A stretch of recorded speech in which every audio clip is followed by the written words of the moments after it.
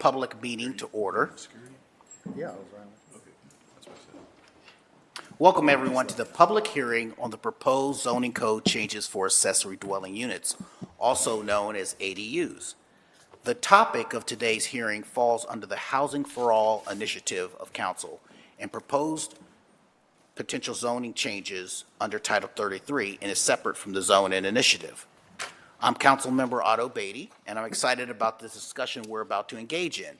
The purpose of this public hearing is not only to discuss the potential legislation, but more importantly, to hear from residents, homeowners, neighborhood leaders, and advocacy organizations about their ideas, opinions, and experiences with ADUs. First, I would like to thank my colleagues on council who have taken the time to join me. Councilmember Barroso de Padilla, Councilman Christopher Weich, Councilman Emmanuel Remy, and our zoning chair, he's watching over me, Councilman Robert Dorns. I would also like to thank everyone, some of you are in the audience that have met with our team providing valuable insight and guidance on ADUs and the possibilities that they present for Columbus and its residents. I'll tell you, it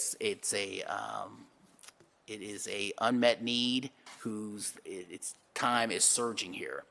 I'd also like to thank the Department of Building and Zoning Services, especially Chief Zoning Officer Shannon Pine, Deputy Director Tony Celebrezzi, and Assistant Director Festus Manley Spain, and of course Department Director Scott Messer for guiding these code changes. I'd also like to thank my council ADU working group, including Tigga Zimini, Leah Boyd, Amadou Agni, Andy McDonald from President Pro Tem's office, and John Oswald and Katie Fallon from the Legislative Research Office. You all have played a role in shaping and developing this proposed ADU code change from the ground up across numerous meetings that we had, and I look forward to introducing the potential that ADUs can bring to our city. Columbus is a growing city, as we all know, and we're trying to grow right. ADUs serve as a potential solution to these problems. ADUs, or accessory dwelling units, are independent units, usually between 500 and 1,200 square feet, that can exist on the same lot as a primary residence, allowing for a separate living space right in the backyard. ADUs can also be structures attached to the primary residence, detached in a backyard, or even a converted space such as a garage or an attic. In recent years, ADU legislation has been adopted by several states and cities across the country, such as Colorado, Massachusetts, Arizona, California, Boston, Phoenix, Chicago, and Portland, just to name a few. Here in Ohio, Cincinnati, Dayton, Cleveland, Cleveland Heights, and many smaller communities have adopted specific legislation to allow ADUs to be built. Last Friday, bipartisan legislation was introduced in Congress to allow for federally backed second mortgages for homeowners to be able to build accessory dwelling units. ADUs, of course, can be utilized in a wide variety of ways, all of which can expand the available housing market through gentle density.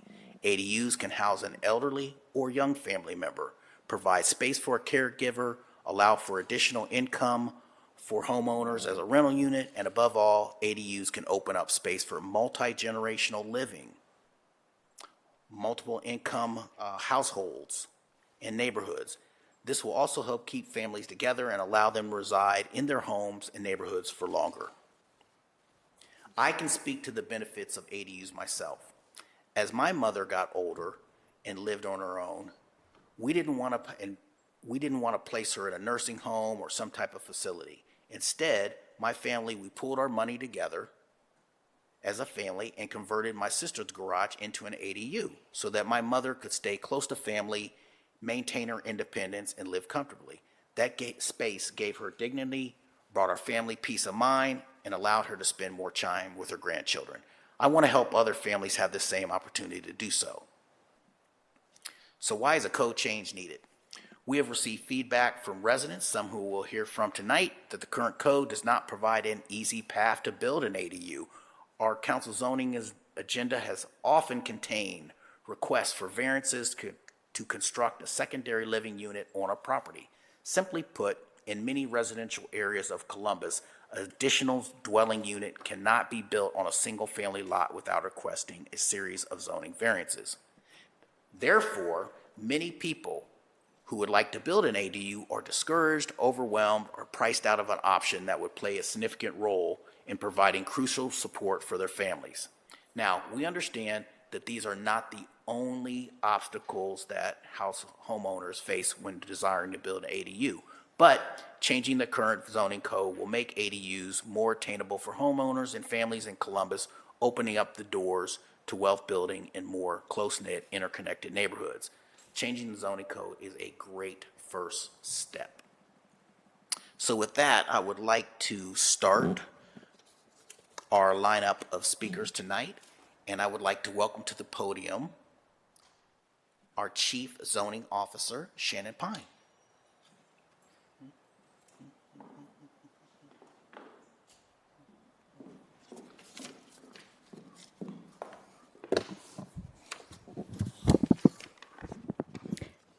Good evening.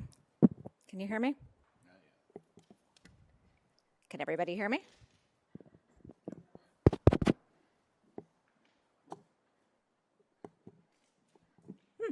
Okay, that sounds better. The light was green, but there was no sound projecting from my voice, so sorry about that. Good evening, Councilmember Beatty, Councilmember Dorans, and everybody else. Thank you so much for being here tonight and considering or listening to what we have proposed for potential code changes for accessory dwelling units. So what is an ADU? An accessory dwelling unit means a second residential dwelling unit which provides complete independent living facilities for one or more persons. It must include permanent provisions for living, sleeping, eating, cooking, and sanitation, and have a separate means of ingress and egress, and be located on the same lot as a principal dwelling or an apartment building. Why should we allow ADUs? Councilmember Beatty did allude to some of those reasons. They can be a means of increasing the supply of market affordable rental housing in a community and accommodating new growth without dramatic changes to the character of a neighborhood. They also offer solutions for families to provide housing for aging parents or adult children, and can provide an additional source of income to contribute to housing stability. And there's multiple types of ADUs. You can have an internal ADU. Think of a basement conversion where an egress door is put into the back of a home, and there can be a basement apartment or possibly an attic, a finished attic apartment. You can build a detached unit in the backyard. You can attach it perhaps to your existing dwelling, or you can either convert your garage or possibly build a unit above a garage, and that's what we see mostly throughout Columbus. Here are some examples of ADUs. The ones on the bottom of this slide are all products in the city of Columbus that have been approved for accessory dwelling units. ADUs must be permanently constructed with utility hookups. Mobile tiny homes and recreational vehicles would not be allowed as an ADU. So just wanted to get that message clear to the public that we're not talking RVs and we're not talking homes on trailers and wheels.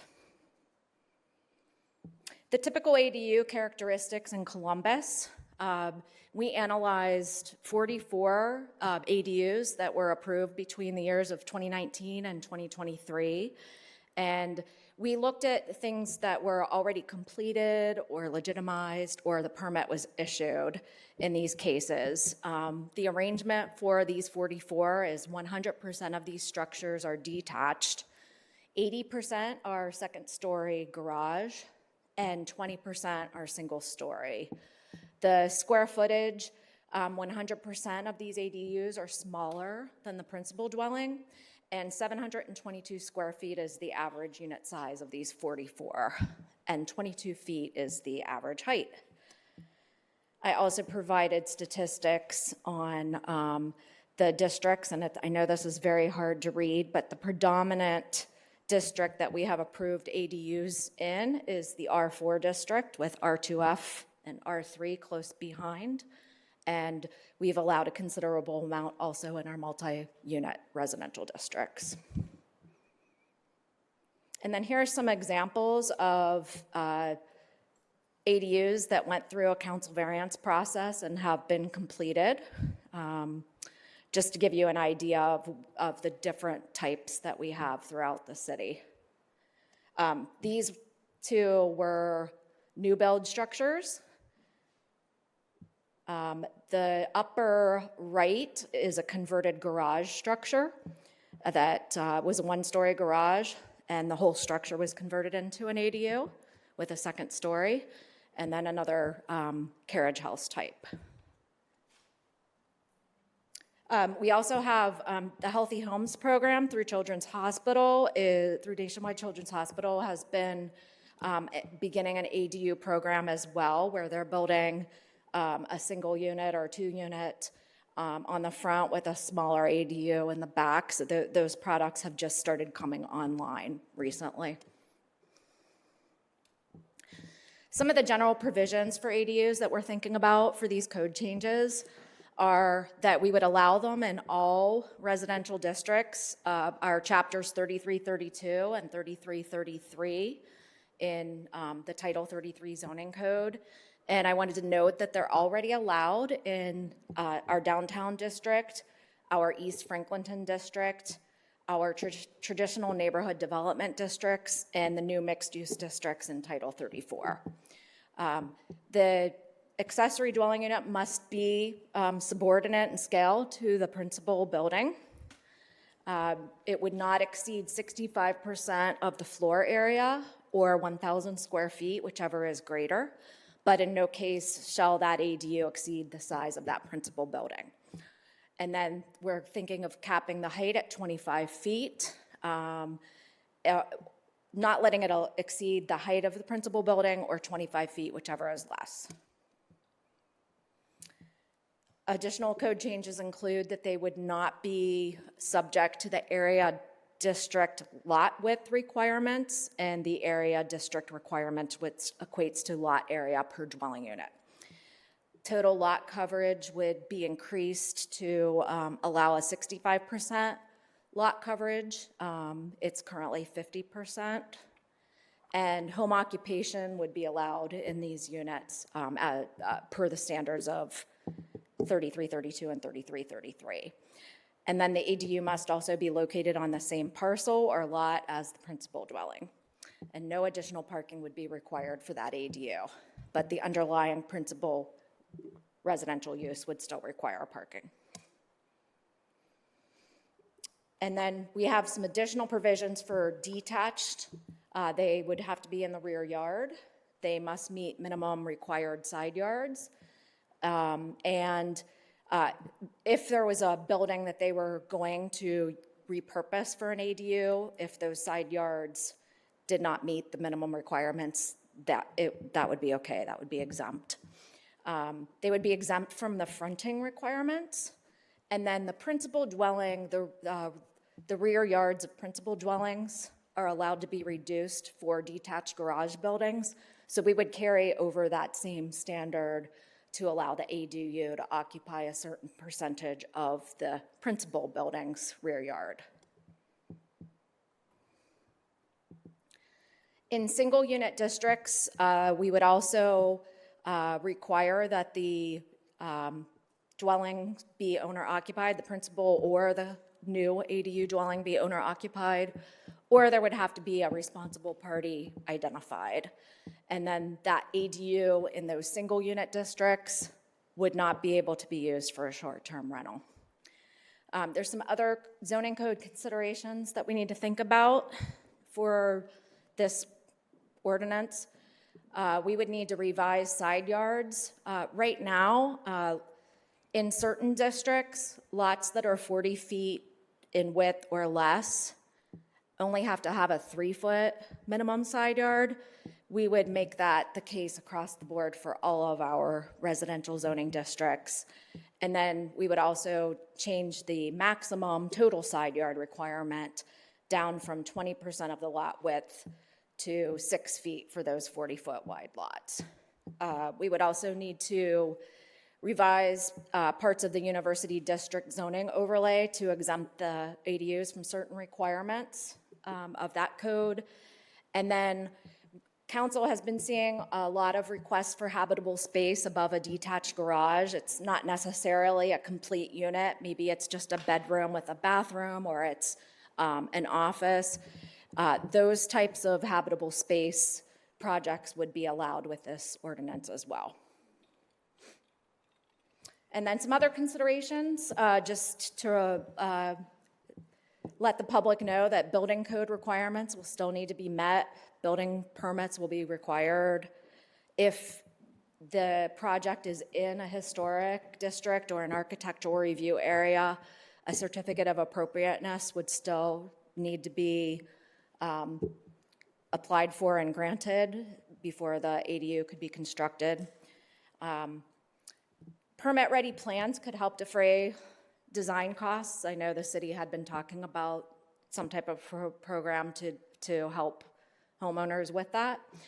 Homeowners would need to keep in mind any restrictive covenants on their property that would prevent an ADU from being constructed. And also homeowners would need to keep in mind any easements on their property that could otherwise not allow the ADU. And that's all I have to present tonight, and I'm happy to answer any questions. Okay, before I ask just a couple basic questions, do any of my colleagues have questions? Well, good thing I raised my hand because my mic has been on this entire time, so that's a very scary moment for a council member. So you spoke briefly about utility hookups, and is consideration given to what that's going to look like, master metered versus sub-metering? Does it depend on what the usage of the ADU would be? I think so, and since I'm not a public utility, power and water employee, I can't really speak to that in detail. Perhaps at one of our future public hearings, it might be beneficial to have somebody from from the utilities to discuss what it looks like. I know that they're pretty good at trying to get that information to the public when they're considering the proposal. No, I totally understand that. I think that is something, one thing to consider, right? If the ADU is going to be a rental for somebody else, it should be required that sub-metering of some type is occurring so that unit knows what their usage is and they are paying for their usage and nothing more. Mm-hmm. I think one of the challenges we have spoken to ADUs as it relates to public utilities is how the lot will be split up. Has that consideration also been made in terms of this ADU has a separate address from the house, or? Usually, if it is a complete separate unit, our city map room is issuing an address for that. So I believe in those situations where there's a separate address, there is separate utility service. Now, whether that service is split or not, like those are nuances of that code and their policies that I just don't have the information for tonight. Sorry. No, that's why we have the hearings, to have the discussions. But Yes. no, you're good. I mean, just given my role as chair of public utilities, I know that is the delineation that the water department would need to hook up another unit. Now, the property owner themselves can choose to do that for themselves, but there's a cost to it. And I think Correct. that is also something we want to keep in mind, or at least educate residents about so they know what exactly those utility costs will look like. Thank you, Chair. Other questions from council members? Let me ask you this, okay, we've gone through, various different considerations things that we're looking at and everything, just in your own words, and you've been doing this a long time, how would these code changes, in the most simplest terms, how would this ease the path for building an ADU? It would eliminate that first variance time frame that I know you had had on one of your slides, 3 to 6 months, which that could be a lot longer depending on the situation. So instead of spending that time and putting together their application and even the staff time that goes into those applications, that could be spent, planning more about how the design of it, the utility considerations, that sort of thing. So it definitely would save time, and I think we could see these units come online sooner. But the variance process is definitely a barrier. And I believe you pointed to the number, 44 that you studied. Were there, how many more applications or initial permits? I mean, just even, it was hundreds more? Hundreds, More of the yeah. people that tried and 44 got through. Yes, yeah, I mean, I started in the council activities section in 2002, and we were doing CVs, council variances for carriage houses back then. I think they probably got a lot more popular in the teens and early 20s, and we saw a considerable amount of them, and then some of these more recent zoning code changes that we have made where we're outright allowing them. I think that's kind of the thought process that we have had, and other cities like Cincinnati in Ohio have adopted an ADU ordinance. So it's definitely been on our mind for the last couple years. So I think it's definitely worthwhile to try to do something like this, and like I said, it would save a lot of time for both staff and the applicants. Okay, any final thoughts here? I guess I hope I see this happen. It would be a great thing to add to my resume. Well, thank you so much for your work. We on council look forward to working with you more as this legislation advances. Okay. Thank you. Thank you very much. The next speaker will be Ms. Rena Sims from AARP.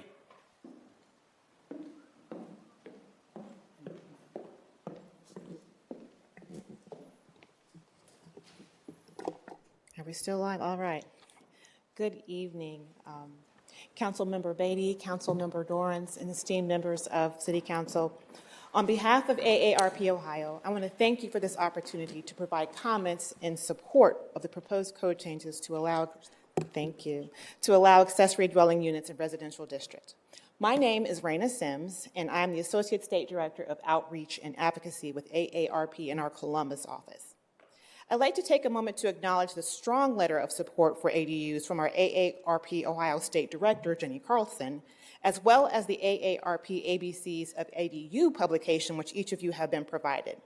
Further, our office leadership, staff, and volunteers are truly committed to support code changes for the allowance of ADUs in residential districts as a top priority. AARP is the nation's largest nonprofit, nonpartisan organization dedicated to empowering people 50 or older to choose how they live as they age. With a nationwide presence, AARP strengthens communities and advocates for what matters most to the 100 million Americans that are 50 plus and our families. The AARP 2024 Home and Community Preference Survey found that about half of adults nationwide are either caregivers currently or expect to be at some time, and a third will do that caregiving in their own home. To provide space for a loved one who needs care or a place to live, 1 in 4 older homeowners say they would consider building an ADU. Additionally, as referenced in Director Carlson's letter that you have, according to our Vital Voices survey from last year, 87% of Ohioans aged 45 and older want to stay in our homes as we age, and 88% want to be able to come and go as they please, independently. A recent Freddie Mac study also showed that Ohio is among the top 10 states with the highest demand for ADUs and some of the fastest growing states in the U.S. regions. It is for this reason that ADUs give older adults the needed flexibility to stay in the communities they love longer. Let's consider that ADUs are small houses or apartments, as you've heard earlier, that exist on the same property of a single-family residence. But they still provide that independent and separate living quarters. And because they tend to be smaller and more affordable than single-family homes, they can present a very much viable option for older adults and family caregivers seeking to downsize or find alternative housing, but live in the same neighborhood in the same setting. Imagine knowing our families and communities can remain intact in a manner that is equitable, accessible, and affordable. ADUs may also be able to provide a lower-cost alternative to assisted living. AARP resources highlight that staying at home with appropriate modifications and support can be a positive option for many individuals with memory care needs that offer a familiar and more affordable, secure environment. Families in our communities, or even some of us here today, may one day need and most certainly deserve ADUs as an option. ADUs can help us to bridge the gap to the next step in addressing affordable housing options. Missing middle housing or residential building types that exist in the middle of the continuum between detached single-family homes and large apartment buildings. Middle housing also relates to the level of affordability, but by providing a wider range of housing options at various price points while using land more efficiently. Affordable, accessible housing options, retention of families, and supporting caregivers in our families are all options that are not only within our grasp, but options that we will need and deserve. In closing, as I offer my support today in moving forward with ADUs in residential districts of Columbus, I leave you with this final thought from Director Carlson. We are proud to support Columbus in its efforts to become a more age-friendly and inclusive city. We look forward to working with you on this important matter, and please do not hesitate to reach out if we can provide any additional resources or technical assistance. And for just a little visual, okay. AARP just really wants to make sure that we all understand that we're not just here for the 1.4 million members that are a part of our relationship with AARP, but when they benefit, we all benefit. So we're here for all of us, membership or not. One of the ways in which we do provide support for our community members is by providing an overall network of age-friendly communities, of which Columbus is a part of, that age-friendly network. And through these age-friendly communities, there are a number, or at least 8 different areas of growth that we call upon that make a community more livable. We refer to those particular items as 8 domains of livability. And so those are for the built environment and for the social environment. Those include outdoor spaces, transportation, civic participation and employment, communications and information, respect and social inclusion, social participation, health services and community supports, and housing, which we're all here to discuss today. So through providing the support needed and the resources for those areas, it helps for those of us that are living here to remain a little bit more independent, I should say, in the communities that we have all grown familiar. So again, just to reiterate what we shared earlier, 87% of Ohioans age 45 or older want to stay in our homes, and the vast majority of Ohioans 45 plus want to be able to, again, move about independently as we go forward. We've heard a little bit about what accessory dwelling units are, so I won't belabor that point, but one of the most important things is that ADUs can be found in cities, suburbs, and rural areas, and they're often invisible in that they're where they're located on the primary parcel of land. So they give a more, not invisible, but less dense opportunity for families to remain together, but yet have that independent option. We mentioned the different types of shapes, so I won't belabor that issue, but you can see there are multiple ways that families can adapt their home. Here is a sample of a lovely individual. Her ADU is an attached unit. You can see the sidewalk curves around to the primary entrance. So it's really important to note that these blend in really well with the remaining features of the neighborhood and don't detract from it where people are worried about housing value or the maintenance of the way the look and feel of the community that they love and that they grew up in. So for the support and resources that AARP has to offer, all of these opportunities for information and resources are available at aarp.org/ADU. But some of the most frequently referenced are the ABCs of ADUs, and then model state and local ordinance for accessory dwelling units, and then accessory dwelling unit floor plans. These are all available to you on our website for download or for you to be able to order your own publications for free. Go back one. We also offer opportunities to receive technical assistance to various municipalities. We have a livable community technical assistance program that actually offers specific information and technical assistance support, floor plans, guidance in terms of language for ADUs. But a number of other different opportunities exist for some of those 8 domains for transportation, parks and rec. So we support a holistic approach to the community living opportunities and provide support for those opportunities. Lastly, although hard to see, these are also resources that we have available, again, looking at a holistic approach to the communities. So aside for offering ADUs, we offer wraparound support for communities. So if you're looking for your community to be walkable, disaster resilience, if there's for making your home more safe as we grow old, there's a home fit program that we have. We offer speakers on these particular items as well. But there are publications and resources and printables and technical support for all of these particular documents, and they're all found at either aarp.org/livable to find out about those 8 domains and the support that we offer there, again, including ADUs, or aarp.org/ADUs. And with that, that concludes my presentation. I'm open for questions, and I really appreciate the opportunity to speak with you this evening. Thank you so much, Ms. Sims. Do any of my colleagues have any questions for Ms. Sims?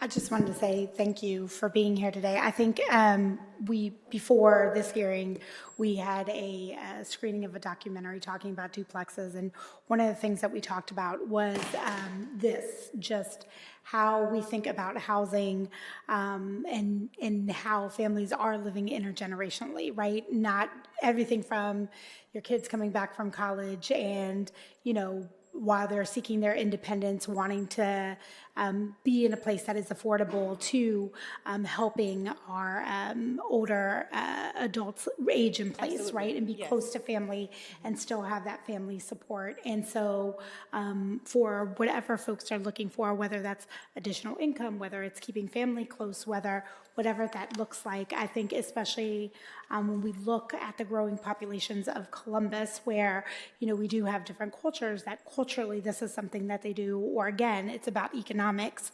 I think if folks weren't able, I think you brought extra copies. I did.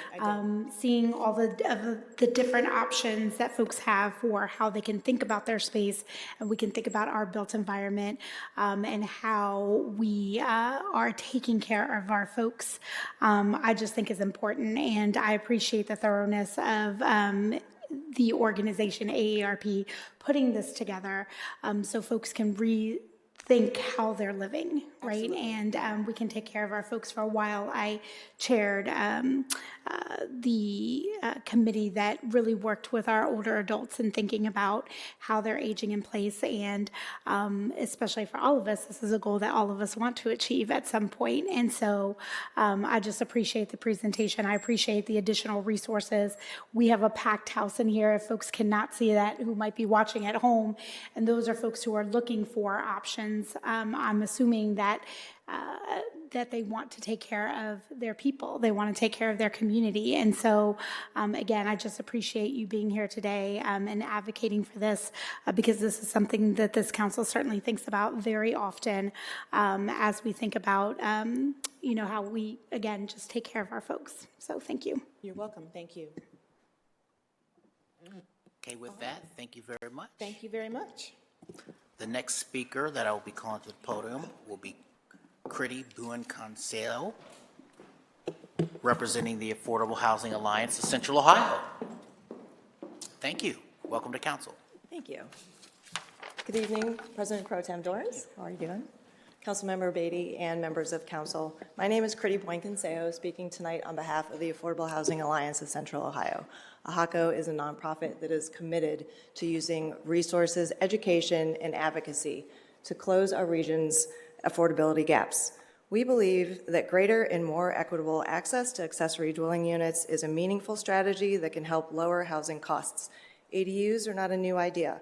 In fact, they're a tried and true part of our history. In the early 20th century, carriage houses were common in Columbus, providing affordable housing for laborers who powered the city's growth.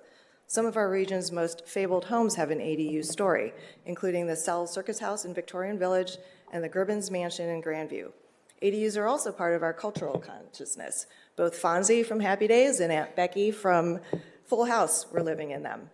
These homes quietly help families find an affordable foothold in our country before disappearing in the suburban housing boom of the 1950s, discouraged or outright barred by post-war zoning laws.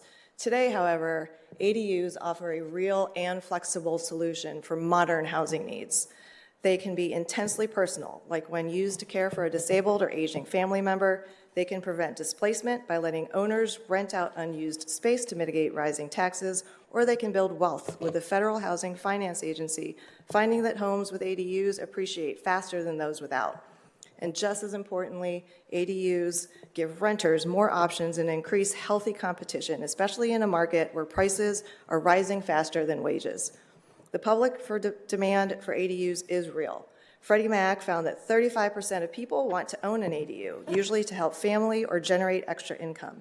Locally, AHACO's overwhelming survey found that 83% of Columbus residents support passing housing rules that allow owners of single-family homes to add an ADU in their backyard. Meanwhile, peer cities are already reaping the rewards of a smart ADU policy.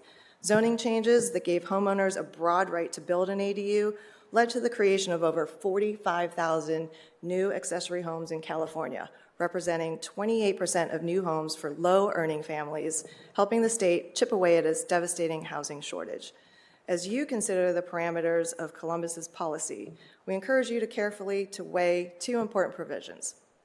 First is the geography that will benefit from the change. While ADUs find an applicability in many different neighborhoods, it is a strategy made for single-family areas where they blend into the built environment. By allowing ADUs citywide, you ensure residents of all backgrounds can equally benefit from this opportunity. Second, experience from other cities shows that adding off-street parking requirements can operate as a poison pill, making ADU construction impractical or impossible. A simple test is, if you don't require new parking spots for a roommate, then it likely isn't essential for a successful and streamlined ADU policy. I was happy to hear earlier that parking was not going to be added on for ADUs. So thank you for your continued diligence and determination to meet our community's housing needs. We are eager to see ADUs grow throughout Central Ohio. Our Executive Director, Carly Boos, whom you're familiar with, is available after tonight to answer any specific questions. If I can, I will field some, but I can't guarantee. Thank you very much. All right, any questions from my fellow council members? Thank you for your presentation. Thank you. I'm going to be moving it along very quickly now. We have a whole lineup of speakers that want to speak about this. I'm so excited. And I'll call back our mistress of ceremonies from tonight's filming. Anna, come on, and representing Convergence. Let's hear from you on this topic. Hello again. Good evening, Columbus City Council, President Pro Tem Dorans, and Councilmember Beatty. For those who don't know me, my name is Anate Kasongo, and I'm speaking tonight on behalf of Convergence Columbus, a passionate coalition of over 120 organizations who are committed to closing our Black and minority homeownership gaps and ensuring that every household has the tools and resources to actualize and sustain that dream.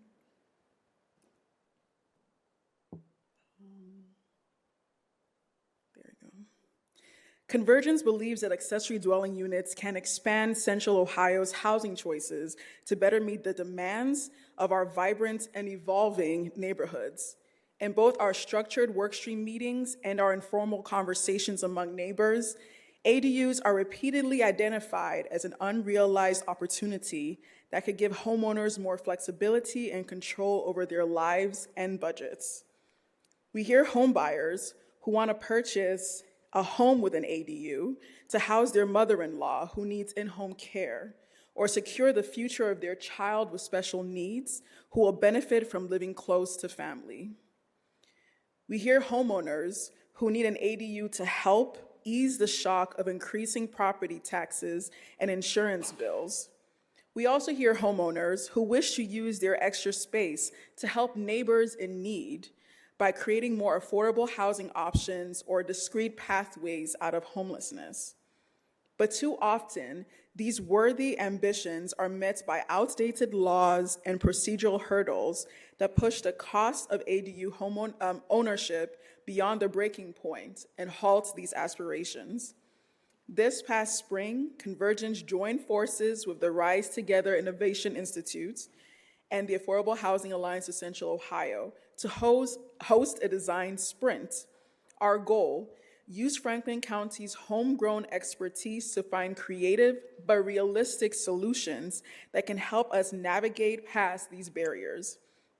We were joined by senior advocacy groups like the AARP, affordable housing and homelessness service providers, real estate professionals and lenders, construction and architecture firms, local governments, nonprofit organizations, landlords, and homeowners.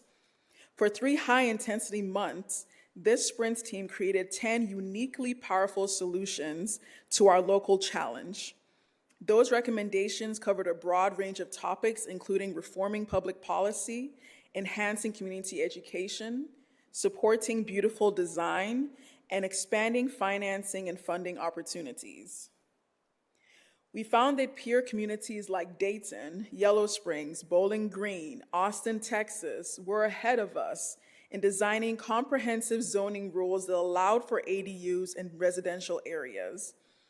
To help our region catch up, the Sprint team researched policies that fit Central Ohio's needs and culture, suggesting that a wide variety of neighborhoods and families could benefit from ADUs with the right balance of regulation. Sorry, I'm trying to move it along. Oop. Well, I'll continue on, but I can share this presentation after the meeting. Right. They found that pre-approved design standards, reasonable setback requirements, stormwater and runoff incentives, parking mitigation tools rather than new off-street requirements, and citywide residential access have all been effective in communities like Columbus. On the design front, the Sprint team mapped out utility and construction recommendations while using local examples of ADUs across our city as a template for what works for homeowners. And since Convergence Columbus, our primary goal is to make homeownership more accessible, the team is working on affordable lending solutions to make ADU development streamlined for first-time and seasoned homeowners. 2 things became abundantly clear through this work. First, we can do anything we put our minds to. We need public and private solutions, but when we feed on each other's expertise, work together to bridge differences, and put the needs of our community ahead of our individual goals, nothing is impossible. Second, as impactful as these sprint strategies have the potential to be, they cannot come to fruition without zoning laws that meaningfully open access to ADUs for homeowners in all our neighborhoods. In other words, no amount of convening or conversations or creativity can completely overcome regulations that do not reflect a community's priorities. For these reasons, Convergence Columbus is thankful that you are hosting today's hearing to explore what comes next for our growing city, and thankful you are centering homeownership as part of the discussion. We are proud of the results from the sprint, which established a foundation for further conversation about how to make ADUs more feasible and accessible for all. As Council moves forward on considering what ADU policy makes sense for Columbus, we warmly welcome all who wish to join our coalition to have a seat at an open table. If we can provide any further information, please consider us an ally. Thank you. Thank you so much. And I had the opportunity to attend one of the sprint meetings, but I couldn't split myself in 4 to go to different working groups that they had. Other than the existing zoning policies, what were some of the other barriers that you heard from individuals and members of your group to building an ADU or pursuing an ADU? So because of the variance restrictions, a lot of the lenders and builders communicated barriers in those areas. So take into consideration future rental income as part of the appraisal process in an ADU or even the pre-qualification process for a buyer, our lenders communicated that that will be a challenge. We also looked at utility considerations, which apart from the navigating the variance process, also adds on to the total cost of creating the ADU. So we strongly, Convergence Columbus strongly believes that once we get over the regulatory barriers, there's enough of us who are creative enough to come together and create affordable lending solutions, as well as financing opportunities, especially for underserved communities and homeowners who would like to build an ADU. Thank you. I definitely agree with that. The financial services industry, they're always putting out new products. They're always creative. If you can finance a meal off of DoorDash, why can't you finance a housing unit? That's a very good point. Yeah, well, thank you very much for the opportunity. Okay, our next speaker this evening is Karina Johnson, representing Rise Together. Will you be able to advance the slides for me? Awesome. Okay, well, I'm going to go ahead and introduce myself. Oh, there's a little thing here. I didn't notice that. Let's see. Can you put it in full screen for me so that the advancer will work? Okay, I'll go ahead and introduce myself. So good evening, council member. I'm Karina Johnson. I serve as the Director of Housing and Community Partnerships at Rise Together. Let's see. Okay, we are a public-private partnership founded in 2020 to incubate innovative ideas that help Franklin County residents achieve stability and prosperity. I'm here today to speak in support of accessory dwelling units, just like everyone else. We think it's a powerful, community-centered solution. Also want to say, before I worked at Rise, I had the honor of working here, City Council, and before that, I worked for City Council in San Diego, and I got to work on ADU policy. That was one of my projects. So one example of how we like to incubate innovative ideas is through the design of the ADU Sprint that Anna already shared about. Just wanted to say we're really proud of everyone who participated. 10 weeks, 25 organizations, 9 projects, so super awesome to get to work on that. So when I thought about what I could present on today and thought about what you were going to be hearing from everyone else, I wanted to bring something a little bit different. So I decided to start with my personal story as a San Diego transplant. And so I'll talk about my personal story and then also the impact ADUs have had in my hometown. So in 2015, I bought my first home in San Diego, and in the backyard was a 400 square foot structure. It was technically permitted as a workshop, but it functioned as a full studio apartment. I rented it for $800 a month, and that made my $2,000 mortgage a lot easier to bear. Let's see. And here are some additional photos. Yeah, that's what it looked like inside. And even though most ADUs were illegal at the time, this unit was already helping solve a problem. It was a modest size, but it not only provided me with financial stability, it later became a home for my senior friend. Here's a before and after, 3 years after I bought the house. As you can see, my friend was an avid gardener. There's at least 7 different types of edible things growing in this garden. And I would just say that me, like most people who've had a chance to have an ADU, we do feel that ADUs are personal. They can be intergenerational housing, affordable rentals, or just a way to build a little bit of community. So now I'm going to talk about the data on ADUs. So I don't have to remind you that Columbus has gotten more and more expensive. Between 2017 and 24, the average fair market rent for a 2-bedroom apartment has increased by nearly 50%.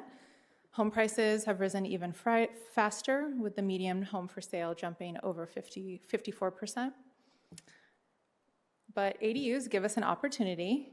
44% or 168,000 units in Columbus are single-unit detached homes. So if even 10% of them added an ADU, we'd gain nearly 19,000 new homes without demolishing or displacing anyone. And if we had even a more modest goal of 5%, that would mean over 9,000 new housing units. And I just want to mention that also means a lot of jobs for small home builders and skilled trades. So now I want to talk about what happened in San Diego when we were at the same point that Columbus is at. So in 2018, 2016, 2017 is when the new policy reforms happened. In 2018, we saw 250 ADUs permitted. In the year before permitting changes, we only had 32. So it went from 32 permits to 250, and then a year later, the permits had doubled. Within 5 years, let me not read from the slide. Over the span of 6 years, an average of 1,000 ADU permits are being approved. Last year alone, 1,700 ADUs were approved in San Diego, and now ADUs make up 1 in 5 new homes, which was mentioned actually in Ahako's presentation as well. And some of those are also deed-restricted affordable housing. Now, I feel like a lot of times people are going to say Columbus isn't San Diego, but I want to say, having lived there most of my life, both as a renter and a homeowner, I can tell you that from a cost perspective, Columbus is where San Diego was about 10 years ago. So we still have an opportunity to make proactive, affordable, people-first choices before our housing crisis reaches the same levels of severity. So this kind of impact is achievable here if we commit to thoughtful, proven policy changes. So now I want to talk to you about policy recommendations. These are some of the things that I think have made ADUs so popular and achievable in San Diego. So they went from not allowing any ADUs to now they allow 2 ADUs and a junior accessory dwelling unit on every parcel. Junior accessory dwelling unit is what they call internal ADUs, which is how development talked about it earlier. So they allow both attached and detached ADUs, and then also allow those junior ADUs. They removed all parking, but also they got rid of replacement parking, which means if you convert a garage in San Diego, you don't need to replace that parking, which I would encourage you to consider. They do allow small ADUs to encroach in the setbacks. Owners are not required to live on site. And then this last one, which I heard you guys are also going to consider, is not allowing them for short-term vacation rentals. Some additional ones, which I know you guys are also considering, is allowing pre-approved plans. In San Diego, if you use a pre-approved plan, you can get your plan approved in 30 days, which is huge. They offer incentives for deed-restricted affordability. And the last one, which I think is really important and came up in the sprint a lot, is water. We need to eliminate unnecessary utility burdens, like requiring separate meters. And we also want to make utility requirements predictable and easy to understand.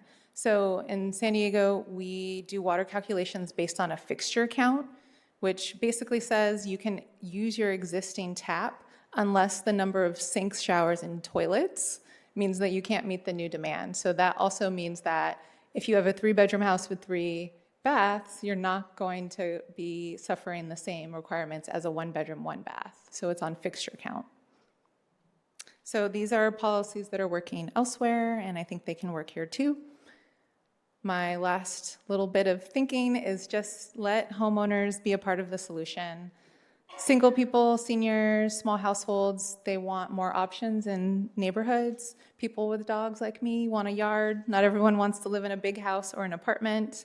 We need options in the middle. We already know about gentle density. And I think they also build community in a time of growing isolation. So I wanted to also mention that part. And then RISE, as well as my colleagues in San Diego, willing to help in any way we can. So thank you. Thank you so much. I look forward to continuing to work with you, and thank you for all the input that you've given us in the past as we were bringing these ideas forward. Very welcome. Thanks. Next, I'm going to move to the public testimony portion, and our first speaker will be Amy Claiborne of families flourish. Welcome back to council. Thank you very much, Councilmember Beatty, and other council members, if you come back in.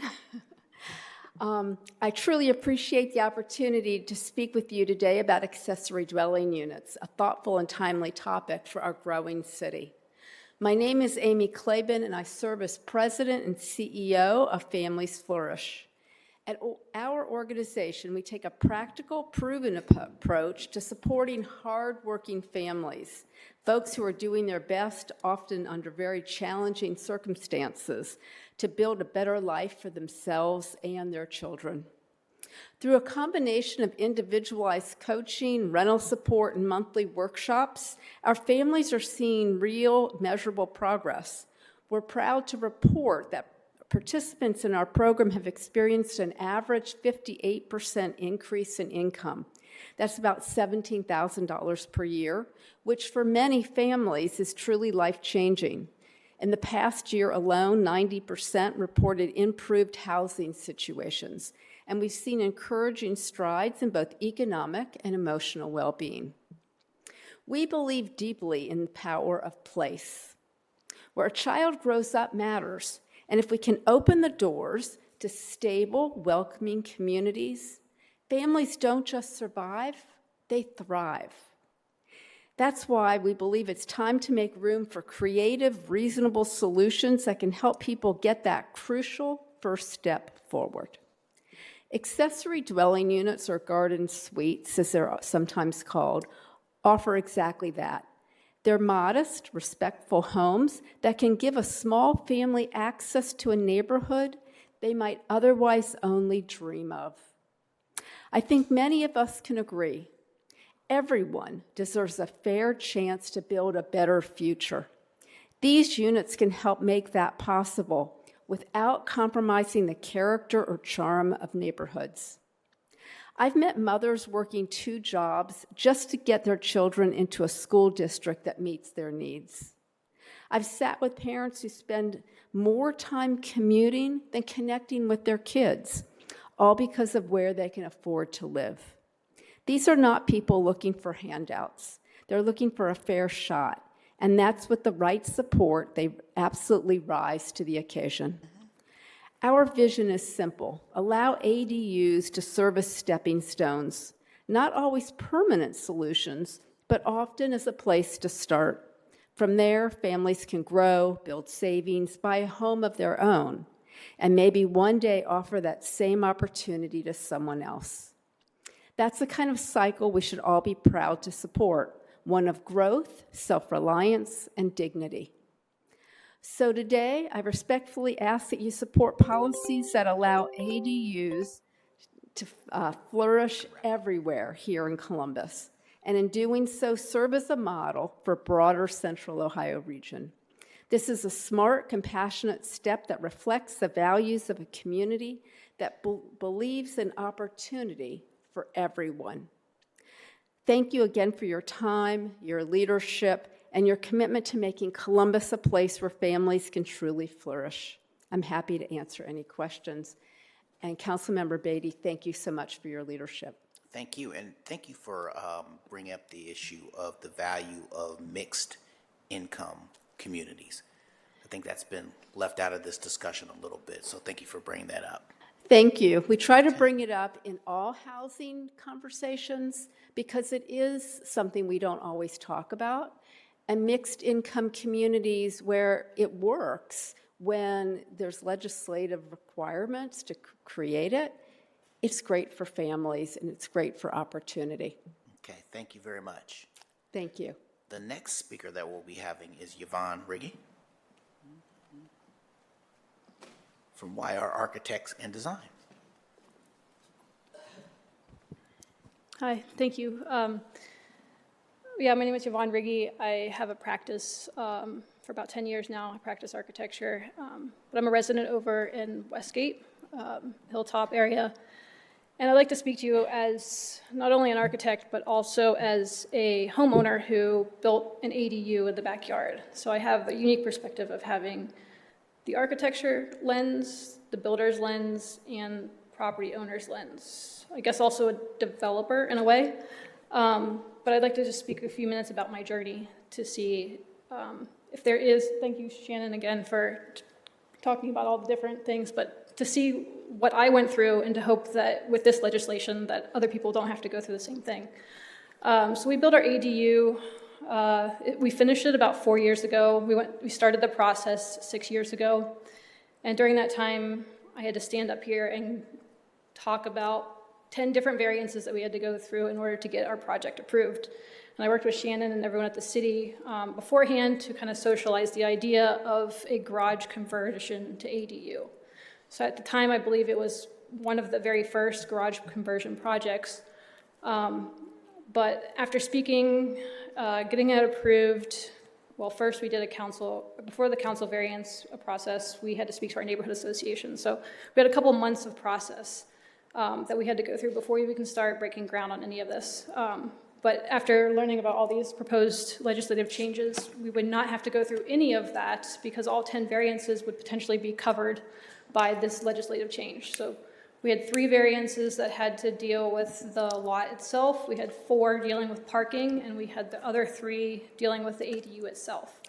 So knowing that we would not have to go through this process again will help alleviate that burden for a lot of property owners.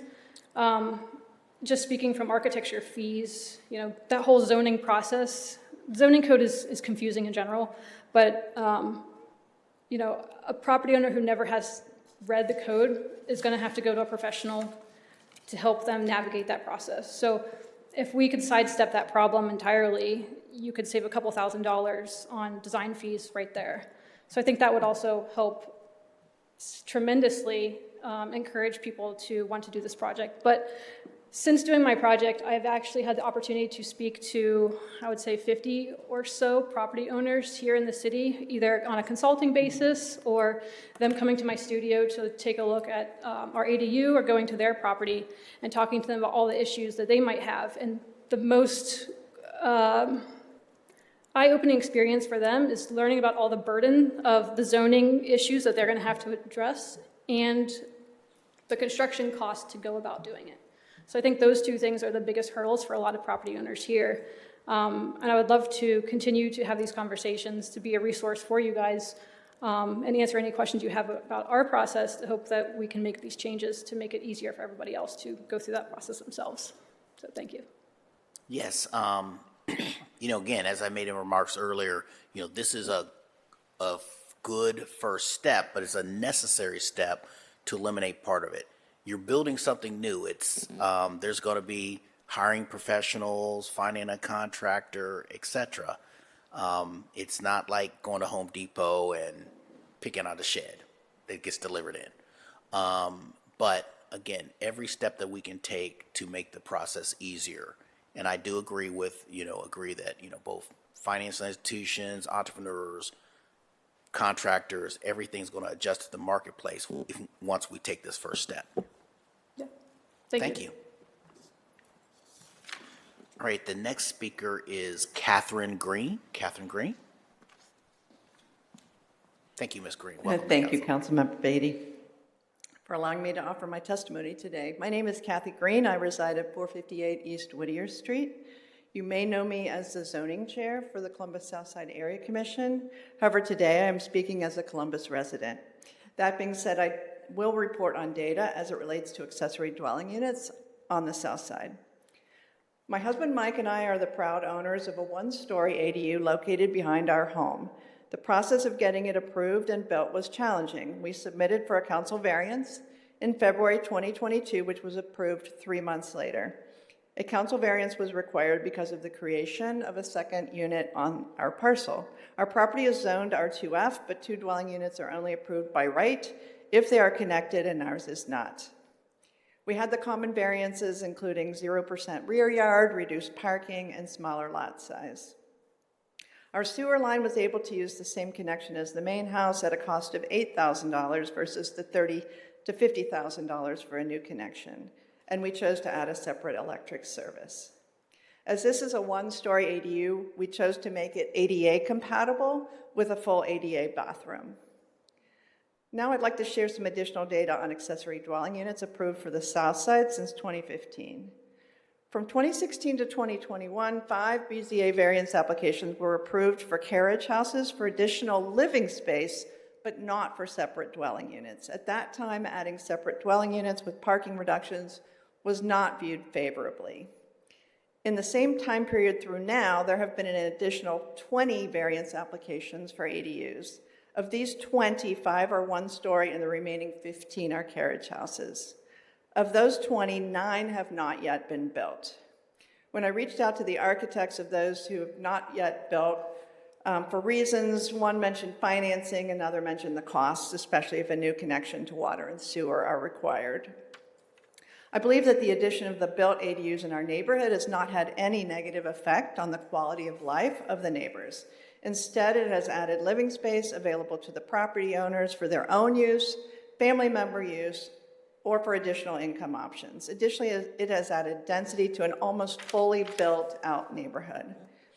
Increased housing units and density are good for the city as our city faces large growth in population. We are very aware on the south side of the problems that unhoused individuals face. We are also aware that increasing the number of residents is good for the business community by providing nearby customers. As a neighborhood with good public transportation and walkability, I believe we are able to continue to add this kind of infill development where the pluses outweigh the minuses. I encourage you to continue to look for ways to reduce the regulatory requirements and associated time and costs it takes to build ADUs, and I encourage all Columbus neighborhoods to look at ways to increase their density, adding space for the new residents coming to Columbus. Thank you. Thank you. Thank you so much. Our next speaker tonight is Mr. Ben Perryman of Restacks.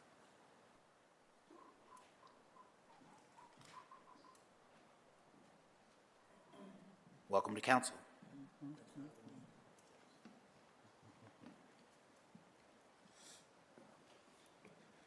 You have 3 minutes. 3 minutes. Yeah. Councilman Beatty, thank you for having me tonight. My name is Benjamin Perryman, the founder of a local startup, local startup Restacks. I just want to first express strong support for this upcoming legislation. There have been lots of affordability issues related to housing in the city, and property taxes for some homeowners have nearly tripled over recent years. So ADUs enable us to effectively double the amount of buildable space on our lots, allowing for a significant overhaul of how we experience our neighborhoods, including our alleyways as well, which can be revitalized with the new legislation that will enable homeowners to build on them. My startup, Restacks, has developed an adaptable ADU ecosystem that helps homeowners build incrementally and generate income while contributing to neighborhood vitality. And you can learn more about that at restacks.studio. With that, our one piece of consideration for the council is that for many homeowners, even with ADUs, they will still struggle to offset some costs of ownership. And so to encourage confidence in the legislation and people's economic capacity and added flexibility to homeowners to enable light commercial as well as public mobility infrastructure to be used within our garages and ADUs as well would help homeowners make up that last missing third. And we appreciate your time. Thank you. And if you have any questions about that,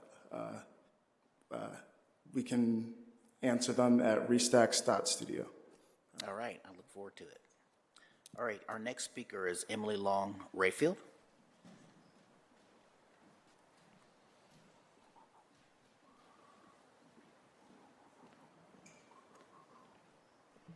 Good evening, Councilmember Beatty and members of the public.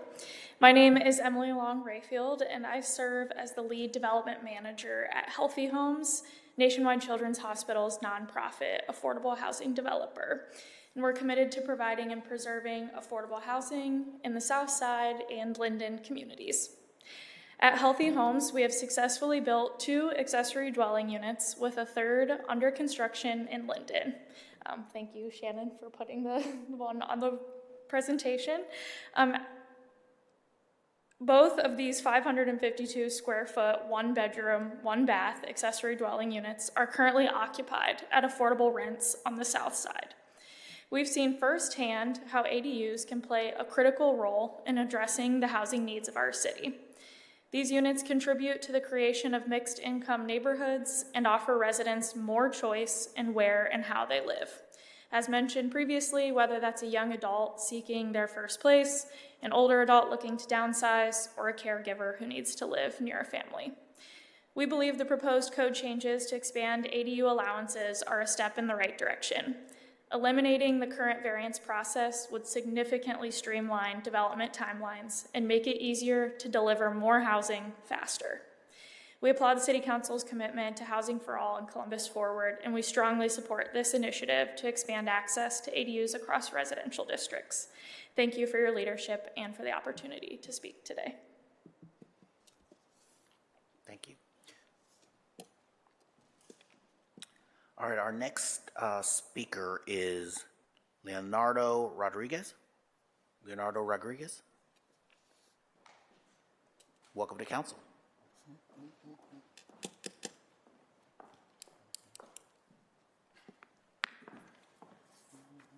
Good evening, Councilmember Beatty, members of the public. Thank you for allowing our community to provide testimony on this matter. I am here in support of the proposed legislation on ADUs. As a young professional living in a historic neighborhood, I look out of my window and observed a lot of garages that sit vacant and backyards that are being underutilized. What we need is a forward-thinking step towards creating the density and vibrancy that represents how our city is growing. ADUs create opportunities for more people to live in walkable, established neighborhoods, bringing energy and diversity to blocks that had been historically zoned for single uses. I value independence and being a part of an active and connected community, and I see ADUs as a smart way to make our neighborhoods more dynamic without sacrificing their character.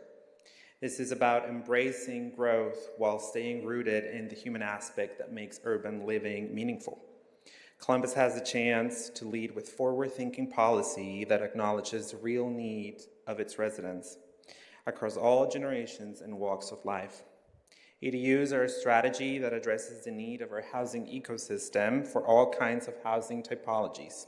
At the same time, it provides opportunities to create a city where housing is not a privilege, but a possibility for every resident. Thank you again for your time and your consideration on this matter. Thank you. Thank you so much for that. Our next speaker will be Michael Wilkos.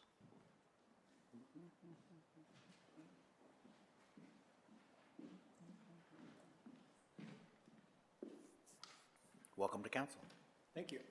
Councilmember Beatty and members of the public, my name is Michael Wilkos. I'm a resident of Wineland Park, and I'm a former University District and Italian Village Commissioner. In my professional role, I am Vice President of Community Engagement at United Way of Central Ohio, where we are focused on ensuring all children in Franklin County are on a path to success by 3rd grade. It is becoming increasingly difficult for families in our community to find and stay in safe and decent housing. When children are not stable in their housing, they're not stable in the classroom, and this is why United Way talks so much about housing. I'm here to express my strong support for changes to the city zoning code that would make it easier for property owners to construct accessory dwelling units. Anything we can do to increase the diversity and availability of housing is a good thing for the entire city. The zoning updates undertaken by the City of Columbus represent a meaningful step toward addressing our city's challenges with housing affordability and access.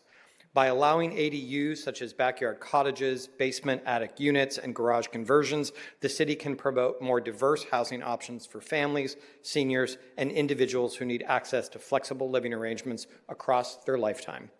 Last year, the city of Columbus grew by 12,700 additional people, or 35 additional residents every single day for a year. We need all types of housing of all sizes in all communities. I believe ADUs can provide supplementary income for property owners and provide safe, affordable homes for tenants. Additionally, ADUs provide an excellent step to adding density to our neighborhoods, improving the city's tax base, and diversifying our housing stock. As a resident of Wineland Park, there have been several ADUs constructed within a few blocks from my house.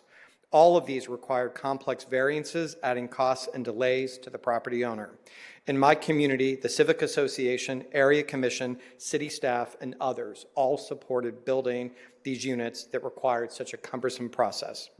I believe we should give our community more tools to build inclusive, resilient, and thriving communities that can welcome more new residents. Thank you for your attention on the issue. Thank you, Mr. Wilkos.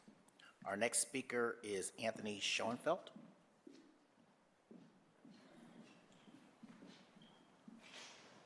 Welcome to council. Thank you, Councilman, and good evening to everybody here, public, staff, and obviously you.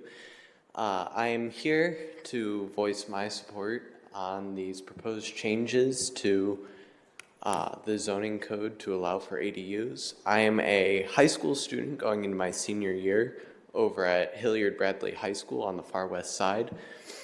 And everywhere I look there, it's just cookie cutter homes, families usually just there for the schools.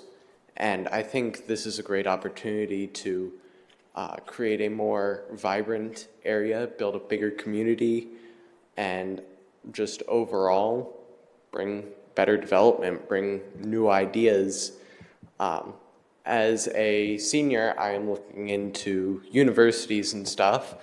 So I also have to look ahead after university. Where am I going to live? Where am I going to spend the rest of my life? And after college, it is a huge possibility that I look into an ADU because it is affordable.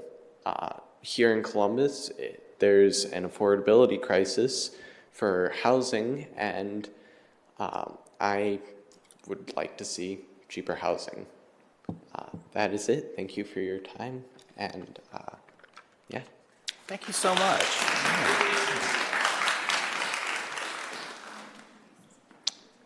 Our next speaker is Kate Curry D'Souza.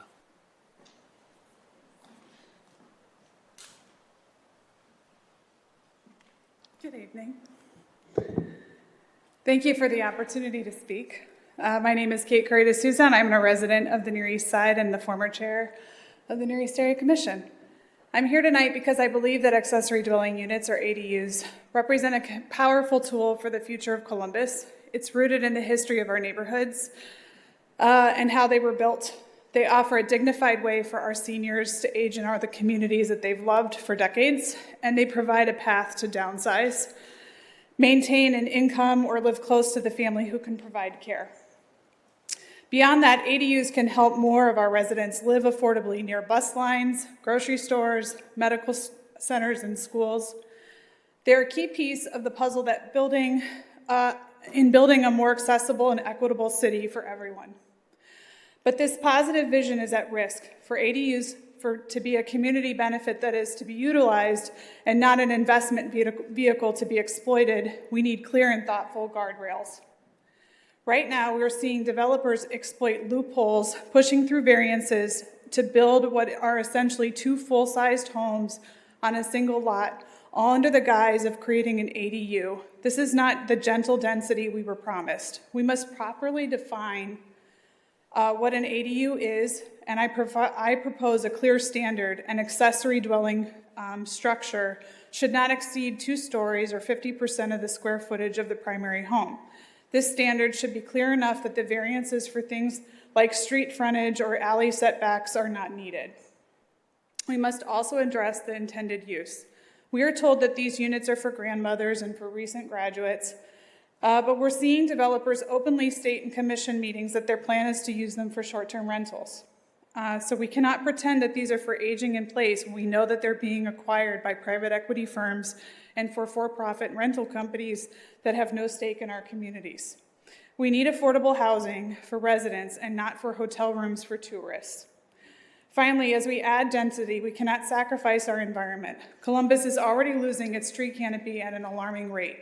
Any plan for ADUs must address this by protecting mature trees and properly managing lot coverage and stormwater runoff. To protect this opportunity, I urge you to consider a few common sense rules. Prioritize owner occupants. Require that the owner of the property lives on site in either the main house or the ADU.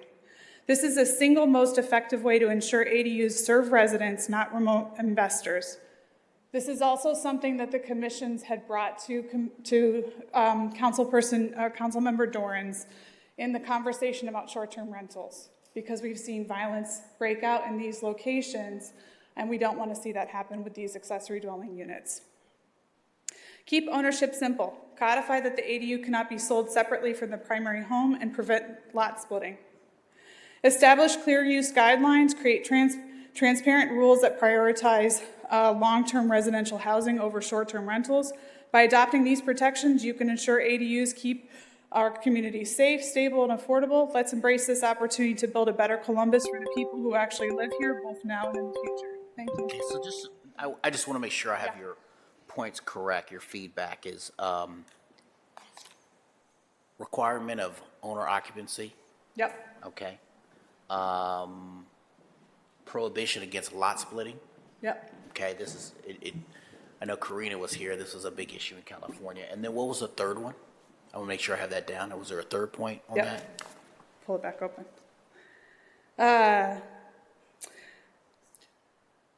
So create transparent rules that prioritize long-term residential housing over short-term rentals. Okay. So those are the three. Okay. Thank you. Thank you. Thank you. I hope that you'll stay engaged with us. We're in the beginning part of this process. We're getting after we hear from more community members, we're engaging and getting more details. Tonight's presentation by the department was a series of concepts that we're thinking at as we hear from community members, as we study what other cities have done, as we study the consequences that other cities have seen given their decisions. So your voice is being heard, and hope that you stay engaged with us. Absolutely. I think it'll be really helpful, Councilmember, to also speak with families. Maybe you can chat with the family ambassadors through the school systems, because the families are really struggling with housing in our neighborhoods. And I think that that's an opportunity to be able to reach out with how this will help them have more accessibility to be living in the neighborhoods that they want to be able to be close to the resources that are meaningful to them. Would you think that that issue of families, that would inform any type of size requirement that we have on an ADU? I think so, because or the number of ADUs in a lot? Yeah, because I think right now you have families right now that are doubled or tripled up in homes, right? And so I think that if you had the opportunity to have ADUs, right, does that mean that it's a 2 or 3 bedroom home in the back of the lot? I mean, that could be, it kind of you have to think about how much size that's going to be. But we have historically been having homes, you think about even on University area, there's secondary homes that are there that where grandma lived, right? Or the son lived and the mom had the main house in front. So you just have to kind of be thinking about that. But families would be able to have more conversation about what would work for them and what would be affordable to them also, right? Because right now, when we've been talking about the prices of things, the affordability factor is a big piece of that. I think if families were able to come to the table, maybe they don't know all the jargon, but they know what to tell you that they can't afford the bills. So I think that's a good conversation. Thank you so much. Thank you so much. We look forward to staying engaged with you. Next, Mindy Justice, More Neighbors, Columbus.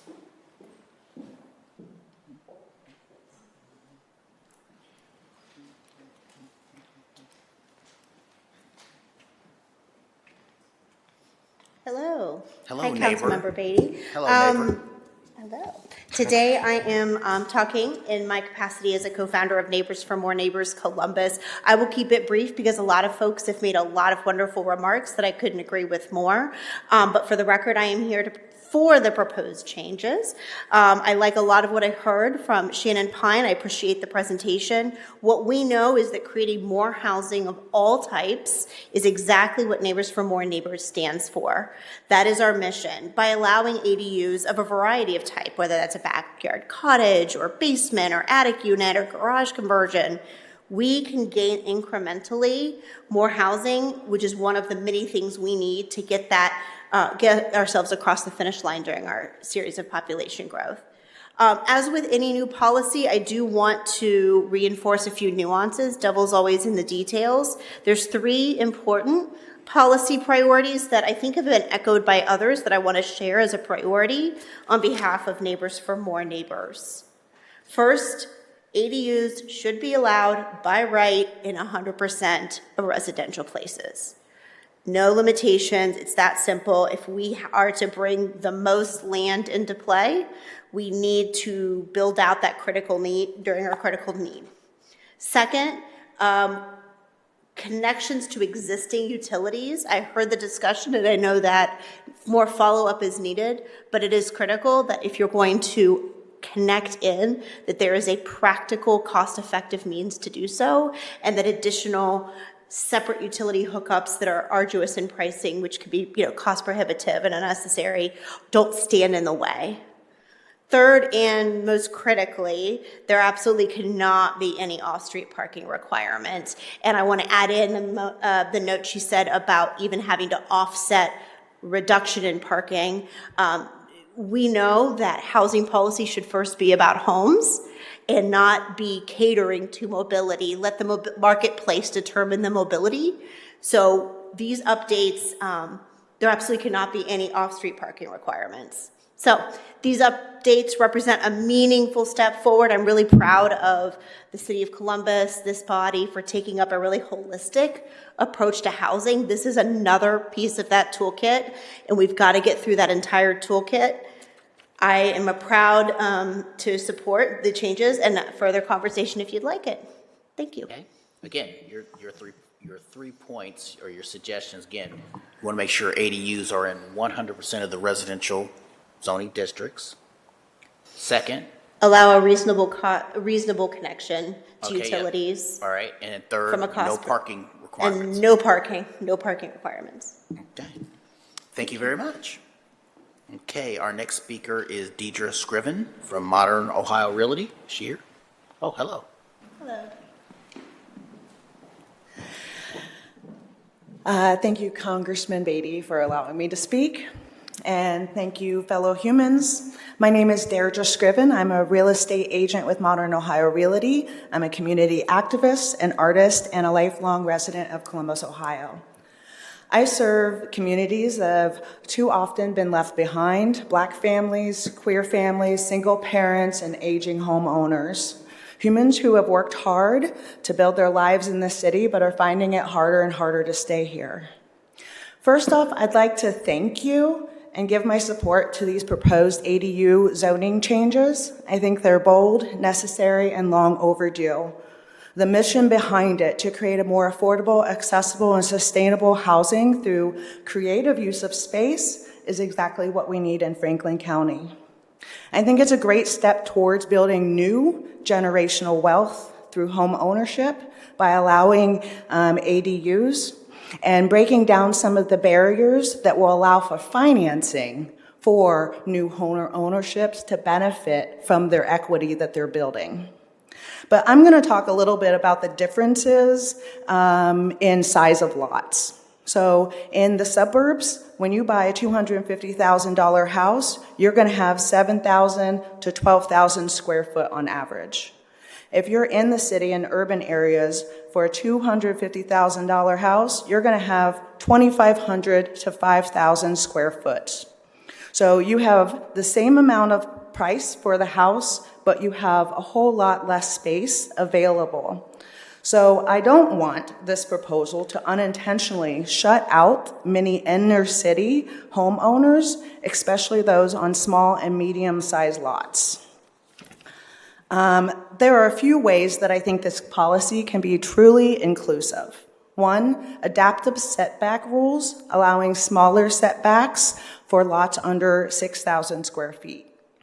2, sliding scale lot coverage, adjusting the percentage cap based on size, or exclude the first 400 square foot of an ADU. 3, fast-track permits for caregiver units, prioritize for those for family members, seniors, and low-income tenants. Waive any of the variance fees in equitable zones. That way it's more financially possible for homeowners in marginalized areas to participate. Create a public ADA design book. And I do want to point out that Columbus Realtors, along the Greater Ohio Policy Center, has been working on a zoning reform toolkit, along with some of those things are available. And I also just want to say that these changes won't weaken the mission, but they would strengthen it and allow for new wealth and new security in our neighborhoods. And I'm welcome to answer any questions that you may have. Thank you for your time. Yeah, thank you for your comments, and I hope that you stay engaged with those. Those are some Yes, great, sir. great ideas that we may want to hear more from you and explore. Awesome. So Thank you. All right, the next speaker is Tracy Robinson, Hope Consulting. This is our second to last speaker. Welcome to council, Mr. Robinson. Well, thank you. It's my first time. I'm here as a private citizen, not representing any of the fine organizations that I'm a member of, but I'm here today to express my strong support for the proposed policy allowing auxiliary dwelling units in the city of Columbus. Here are some of my reasons. 1, increase affordable housing options. Columbus is growing rapidly, and housing demands continue to outpace supply. ADUs provide low-cost, naturally affording housing by allowing homeowners to convert garages and other spaces to rental units. This helps seniors, young professionals, and low to moderate income residents to find housing. Number 2, and this is my biggest reason, is to support multi-generational living and aging in place. ADUs allow families to care for aging parents or adult children while maintaining privacy. Instead of costly assisted living facilities or separate homes, families can keep loved ones close, strengthening community bonds and reducing financial strain. When my wife and I took care of my mother-in-law with Alzheimer's for 10 years, an ADU would have been very helpful for the health professionals to come. In a recent North Linden Area Commission meeting, we had residents from Oaklawn Street desire to build an ADU in their backyard so that they can age gracefully to senior citizens. They had to acquire an attorney, an architect, petition support from the zoning committee, and then seek support from the full Linden Area Commission. A clear ADU policy means homeowners won't need costly rezoning or variances. Also, faster approvals equates to lower construction cost. The North Linden Area Commission unanimously approved their application. I stand today to support this policy and also to support that people should be able to use their property any way they want. If they want to put a short-term rental there, council should consider putting policies around that to secure that because of increased prices. You have seniors who are aging, they could put an ADU, generate income to take care of their property taxes and stay in their homes. I want to thank you for this opportunity to present this testimony. Thank you. Thank you very much, Mr. Robinson. And our final speaker on the list is Jonathan Beshears. Have that correct, sir?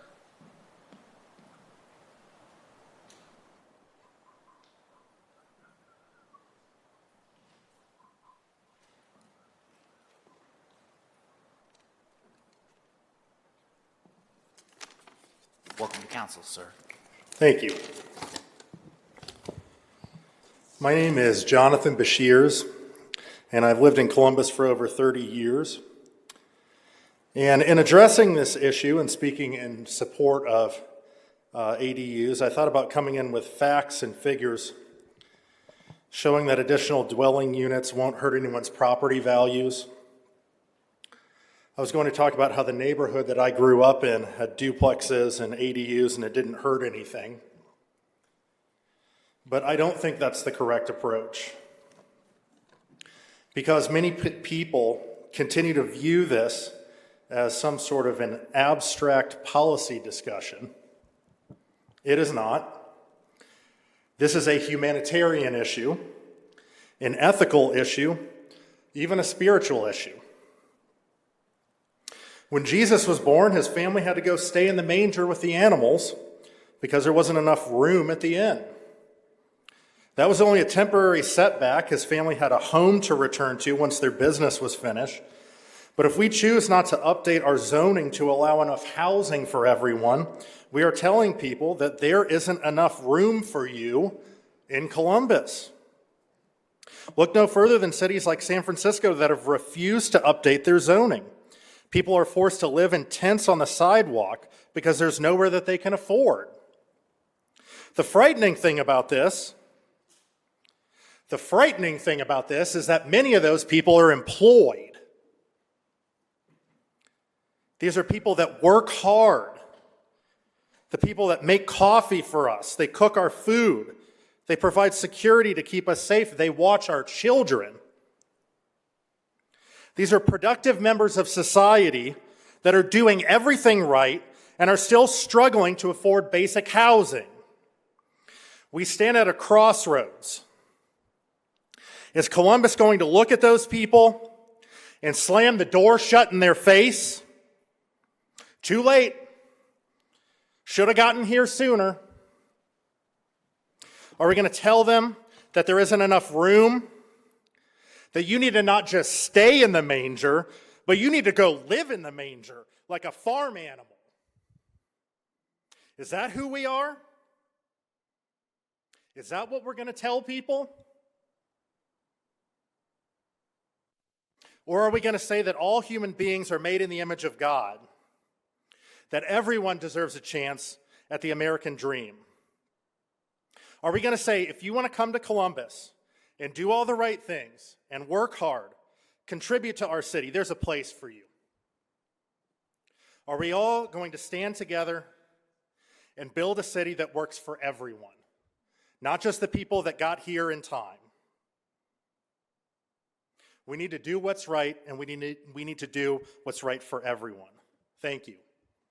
Thank you for your remarks and your compassion, and we look forward to having you stay engaged with this conversation. Thank you. Okay, with that being our final speaker, I want to thank everybody for their participation in this hearing on this topic. So you're saying, hey, what's next? All right. We hope to have some type of draft legislation to share with you all in the coming weeks. But in order to stay engaged, we would certainly like to stay in touch with you.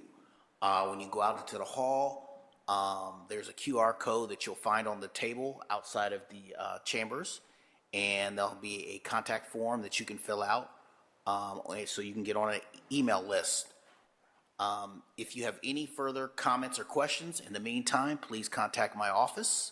Please feel free to reach out to our office via email at tzemene@columbus.gov. That's TZEMENE@columbus.gov.